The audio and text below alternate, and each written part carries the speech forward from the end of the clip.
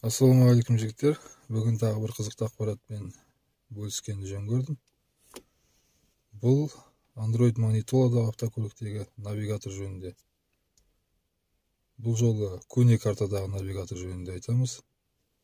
Жалпы жолда жүретін жігіттер болса, далалықта жүретін, бұл таптырмайтын қосымша. Ол үшін алдымен біздер Play Market'ке кіреміз. Play Market'те іздеу жолына карта СССР деп жазамыз. Карта СССР, Қазақстан. Сол кезде бізде қосымшалардың тізімі шығады. Ең үстінде российский топокарта деген тұр. Российский топокарты. Осы қосымшаны орнатып аламыз Android телефон магнитолаға. Мінекі карта орнатылды. Открыть батырмасын басамыз. Ашылды. Алдымен сізде енді келісім шарттар шығады. Яғни таныстыру жолдары. Аслында далее деген батырма бар, соны басамыз. Содан кейін тағы да политика конфиденциальности, сондай ақпараттар шығады. Принимаюды басамыз. И тағы продолжить басамыз үшінші экранда. Сол кезде міне бізде карта ашылады. Алдымен қысқаша нұсқаулық жүргізеді орыс тілінде. Добро пожаловать деген сияқты экранды бір басасыз. Міне ана кнопкілерді, яғни батырмаларды не екенін түсіндіріп жатыр.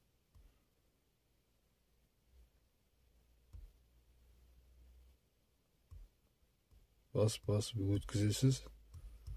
Барлығын. Содан кейін карта шығады. Міне бүткіл әлемнің картасы. Осының ішінде жоғарыда командный батырмалар бар. Яғни басқару батырмалар. Бірінші қатарда тұрған мына үш сызық, ол главный меню. Яғни ішінде настройка, управление слоем, маршруты, треки. Екінші тұрған бізде навигатор, үшінші тұрған GPS. Мына доңғалақ ішінде қызыл точка бар. Яғни қазір біздің қай жерде тұрғандығымызды анықтап береді. Үстін бассаңыз. Разрешить.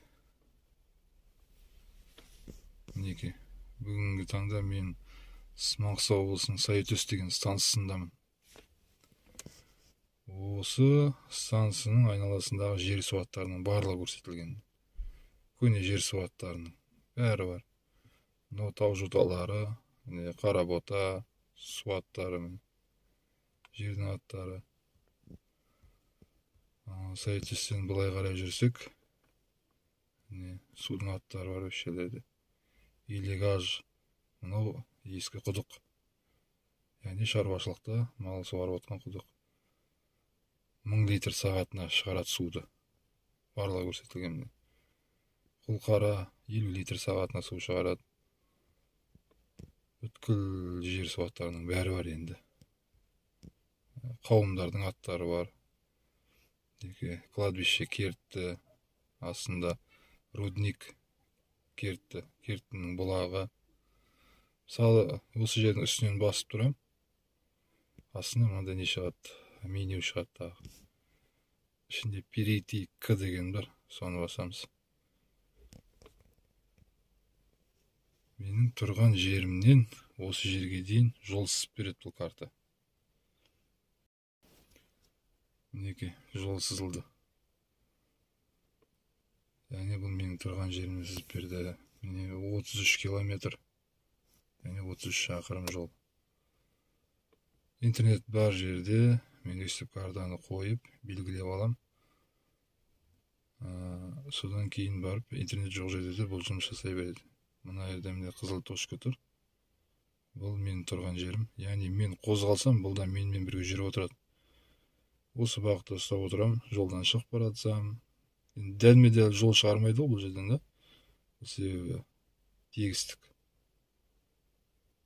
Осы маңда жобалап қапталында жолдар болса, солармен шықпай, адаспай, осы жерге келуге мүмкіндік бар менде. Бұл картаның осындай көп пайдасы бар.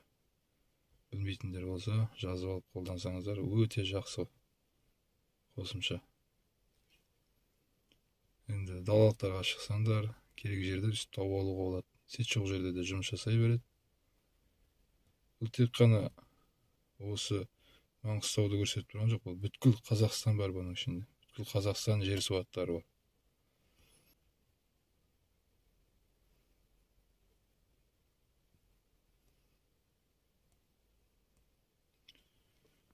Енді өзім анығын білмеймін. Жалпы бір кісілер айтқан, осы мына үзік сызық бұл судың жолы деп та, жер асты суының жолы деп. Себебі қаздырған құдықтар осы үзік сызықтың үстінен түскенде астынан су шығады. Біреулер бұл жол дейді, ескі жолдардың сызбасы дейді. Оны анығын білмеймін, просто айта кетіп жатқаным ғой. Тағы бір жақсы нәрсе, енді бұл жаңа сызғанды мен одан шығып кету үшін мына үстінде жол жүрудің белгісі тұр, мен навигаторда. Соны басам, үстінде перейти когда галочканы алып тастаймын. Тоқтайды, мана мен керектелейтін жерге дейін жер сыздым. Соны алып тастайды. Тағы бір ерекшелігі бар. Маған өзіме керек желді сақтап аламын. Яғни керек жерді белгілеп сақтап қоя аламын. Үстінде мына 3 сызық тұр ғой, 3 точка тұр. Соны басамыз. Сол кезде добавить точку деген бар. Солда бізде сол кезде мынандай міне белгілейтін қосу. Мінеки қалаған жерімді белгілеймін. Мысалы жерде Жетібай деп тұр. Мысалы Жетібайды белгілеймін. Мына қосу белгісі тұр, ортасында точка тұр, қотай нүкте. Соны қалаған жерге алып барамын.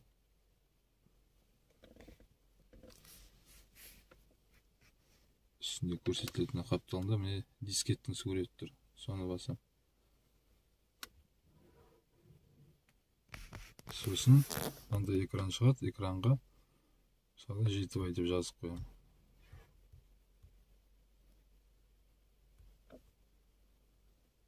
Астында сохранить деген бар міне, сохранить дегенді басам. Сол кезде менде Жетібайдың точкасы сақталды. Келесі маршруттың белгісін басам, мына маршруттың батырмасын басам, перейти к деген шығады менде. Сол кезде міне выберите точку деп шығады. Ішінде точки деген бар, соны бассам, міне жаңа сақтаған мен Жетібай деп сақтап қойғаным тұр. Осының үстінен басам.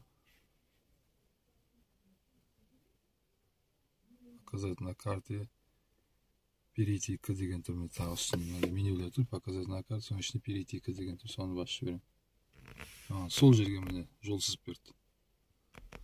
Осы жолдан шықпай жобалап жүріп келді, осы жерде тауып алуға мүмкіндік бар.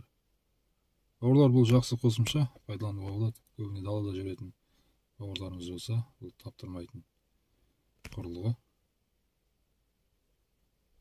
Осымен келесі видеоларда жолыққанша аман саулықта болайық. Арнамызға қолдау білдіріп, тіркеле кетуді ұмытпаңыздар. Алда тағы да жақсы видеолар шығады. Алла қаласа. Амандықта. Рахмет.